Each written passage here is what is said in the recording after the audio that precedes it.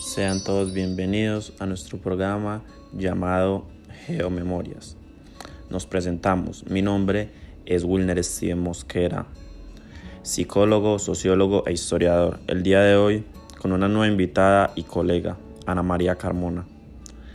El día de hoy les queremos hablar de la importancia de la geopolítica, los hechos que marcaron la historia en el siglo XX y cómo esto nos ayuda a entender un poco el comportamiento de los seres humanos a través de los años. Primero, queremos citar el libro Vista Panorámica del siglo XX de Eric Hobsbawm. En este artículo exponen 12 personas que reflexionan sobre el siglo XX. El día de hoy, por cuestiones de tiempo y pertinencia, dentro del análisis solo tomaremos 6 perspectivas de lo que se describe acerca del siglo XX. Isaiah Berlin, filósofo de Gran Bretaña, dice: he vivido durante la mayor parte del siglo XX sin haber experimentado, debo decirlo, sufrimientos personales. Lo recuerdo como el siglo más terrible de la historia occidental. Dice Julio Caro Baroja, antropólogo de España. Existe una marcada contradicción entre la trayectoria vital individual, la niñez, la juventud y la vejez. Han pasado serenamente y sin grandes sobresaltos, y los hechos acontecidos en el siglo XX, los terribles acontecimientos que ha vivido la humanidad. Por otra parte, Primo Levi, escritor de Italia, dice: los que sobrevivimos en los campos de concentración no somos verdaderos testigos. Esta es una idea incómoda que gradualmente me he visto obligado a aceptar al leer lo que han escrito otros sobrevivientes, incluido yo mismo, cuando releo mis escritos al cabo de unos años. Dice Leo Valiani, historiador de Italia: nuestro siglo demuestra que el triunfo de los ideales de la justicia y la igualdad siempre es efímero, pero también que, si conseguimos preservar la libertad, siempre es posible comenzar de nuevo. Es necesario conservar la esperanza incluso en las situaciones más desesperadas. Por otra parte, dice Franco Venturi, historiador de Italia: los historiadores no pueden responder a esta cuestión. Para mí, el siglo XX es solo un intento constante, renovado de comprenderlo. Y finalmente, Ernst Gombrich, historiador de arte de Gran Bretaña, dice: la principal característica del siglo XX es la terrible multiplicación de la población mundial. Es una catástrofe, un desastre, y no sabemos cómo atajarla. En muchos de los relatos expuestos anteriormente, escuchamos constantemente la palabra terrible, en parte descripción a lo vivido en dicho siglo, por lo cual deja grandes reflexiones acerca de lo que vivimos, somos y seremos. Estas descripciones dejan grandes enseñanzas y resignifican varios aspectos de lo que fue la sociedad en el pasado y conocemos actualmente, juzgando propiamente el pasado, pero haciendo una reconstrucción para no repetir lo que fue el mundo en algún momento, ya que en ocasiones somos dependientes del contexto. Claro está, no compartimos el hecho de las injusticias y las miles de personas vulneradas durante la guerra, ni el hecho de no respetar diferentes ideas políticas, religiosas o sociales. Consideramos necesario conocer la historia y contar un poco de lo que fue sin hacer una apología a lo que es descrito como terrible, sino para entender cómo cambia o cómo se reconstruye el orden social. A partir de lo dicho, una noción que nos muestra el artículo la planteamos a continuación. La destrucción del pasado, o más bien de los mecanismos sociales que vinculan la experiencia contemporánea del individuo con la de generaciones anteriores, es uno de los fenómenos más característicos y extraños de las postrimerías del siglo XX. En su mayor parte, los jóvenes, hombres y mujeres de este siglo crecen en una suerte de presente permanente, sin relación orgánica alguna con el pasado del tiempo en el que viven. Esto otorga a los historiadores, cuya tarea consistente de recordar lo que otros olvidan, mayor trascendencia que la que han tenido nunca en estos años finales del segundo milenio, pero por esta misma razón deben ser algo más que simples cronistas, recordadores y compiladores, aunque esta sea también una función necesaria de los historiadores. En 1989, todos los gobiernos y especialmente todo el personal de los ministerios de Asuntos Exteriores habrían pedido asistir un provecho a un seminario sobre los acuerdos de paz posteriores a las dos guerras mundiales, que al parecer la mayor parte de ellos habían olvidado. Esto para darle un poco de importancia justamente a lo que narramos en este podcast, y es el hecho de conocer una parte de la historia. Aclaramos que no es el objeto de este libro que exponemos narrar los acontecimientos del periodo que constituye su tema de estudio, el siglo XX corto, desde 1914 a 1991. Seguido de esto, en el libro se hace la siguiente pregunta: ¿cómo hay que explicar el siglo XX corto? Es decir, los años transcurridos desde el estallido de la Primera Guerra Mundial hasta el hundimiento de la URSS, que, como podemos apreciar retrospectivamente, constituyen a un periodo histórico coherente que acaba de concluir. Ignoramos qué ocurrirá a continuación y cómo será el tercer milenio, pero sabemos con certeza que será el siglo XX el que habrá dado forma. Sin embargo, es indudable que en los años finales de la década de 1980 y en los primeros de la de 1990 terminó una época de la historia del mundo para comenzar otra nueva.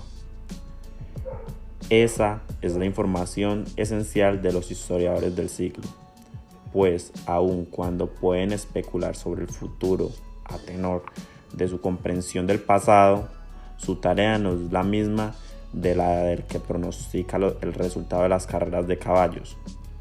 Las únicas carreras que deben describir y analizar son aquellas cuyo resultado de victoria o de derrota es conocido. Principalmente subrayamos o destacamos estas partes del texto, ya que se conoce un poco de lo que pasó durante este siglo y asimismo se le da la relevancia a los historiadores del momento. Son quienes cuentan un poco de lo que fue la historia. Dentro de este libro se hace referencia a varios términos, como lo son el capitalismo, la industrialización, la tecnología desde una perspectiva revolucionaria, la Primera Guerra Mundial, la Segunda Guerra Mundial, la civilización moderna y la crisis moral, entre muchos otros términos. Resaltamos estos principalmente porque consideramos que son un poco de los que le dan sentido a este texto. Hablaremos un poco de lo que es la crisis moral. Según el texto, paradójicamente, una época que solo podía vanaglorizarse de haber beneficiado a la humanidad por el enorme progreso material conseguido gracias a la ciencia y a la tecnología. Contempló en sus momentos postreros, como esos elementos eran rechazados en el occidente por una parte importante de la opinión pública y por algunos que se decían pensadores. Sin embargo, la crisis moral no era solo una crisis de los principios de la civilización moderna, sino también de las estructuras históricas de las relaciones humanas que la sociedad moderna había heredado del pasado preindustrial y precapitalista, y que, ahora podemos concluir, había permitido su funcionamiento.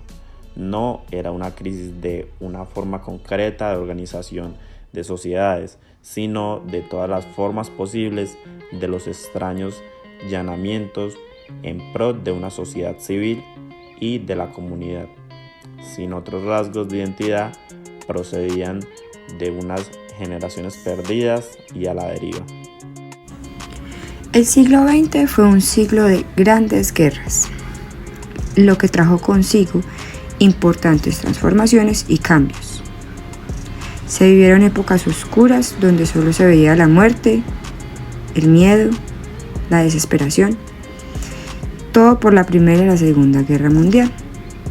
Pero ese miedo dio origen a la esperanza,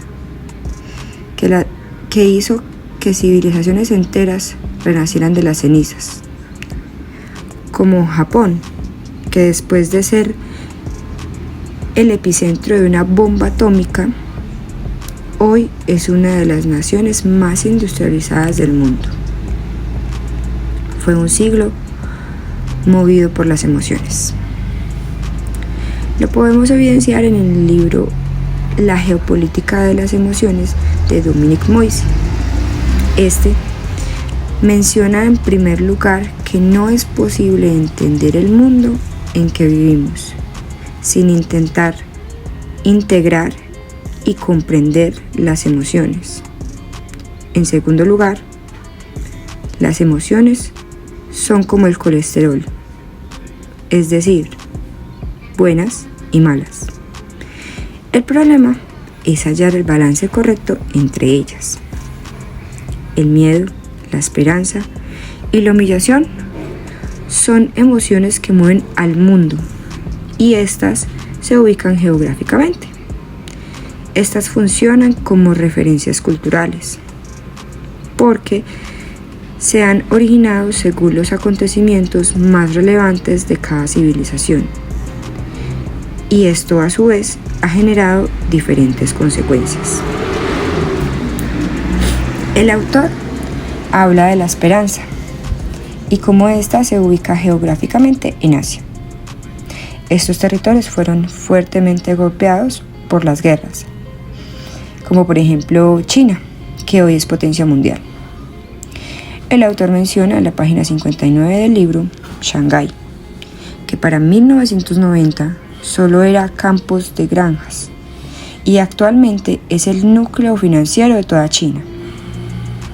Esta sociedad es la muestra de que la disciplina, la organización y el trabajo en equipo dan enormes y excelentes resultados, que si existen entes de regulación y se respetan, la sociedad avanza a pasos agigantados, que si los recursos están bien administrados es posible llegar a ser una potencia mundial.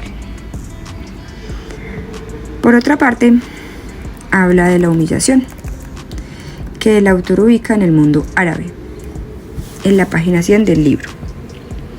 Él habla de un acontecimiento que dio pie a la pérdida de confianza de esta civilización, que fue la derrota árabe, la Guerra de los 6 Días, en 1967, que fue percibida no solo como un revés militar, sino más profundamente como una forma de juicio moral, porque en ese entonces el problema era más cultural y moral que político o económico. Para complementar, la humillación no siempre influye de manera negativa. Por ejemplo, para Japón es importante tener a China como vecino. Sin ellos se volverían perezosos porque no hay quien los rete a ser mejores. Por último tenemos el miedo. El autor en la página 141 menciona que al mundo occidental ya no le pertenece la globalización. Y esta pérdida de control sobre el futuro es la que da origen al miedo. Este estimula la atención frente a los que nos rodea y en ese sentido una alarma constructiva, un instinto de protección natural. El miedo también se puede ubicar en los orígenes de la esperanza, pero el miedo excesivo es peligroso. En el mundo occidental se reafirmó ese miedo cuando ocurrió lo del 11 de septiembre del 2001. Y para ellos no es excesivo cuando se habla de la amenaza latente que existe con el mundo árabe. El mismo miedo, pero esta vez con respecto al calentamiento global, hizo que se adoptaran medidas para salvar el mundo de un desastre biológico. Para concluir, es de suma importancia saber qué pasó en el mundo a través de los años, porque esto nos ayuda a entender cómo funciona y de dónde se originan muchas de las problemáticas que existen actualmente. Y mucho más importante saber qué motiva y qué mueve a cada una de las civilizaciones para saber cómo relacionarse de forma correcta con cada una de ellas. Porque somos ciudadanos del mundo y tenemos la capacidad de recorrerlo, ya sea por negocio o por explorar. Y si tenemos el conocimiento, tenemos mejores resultados.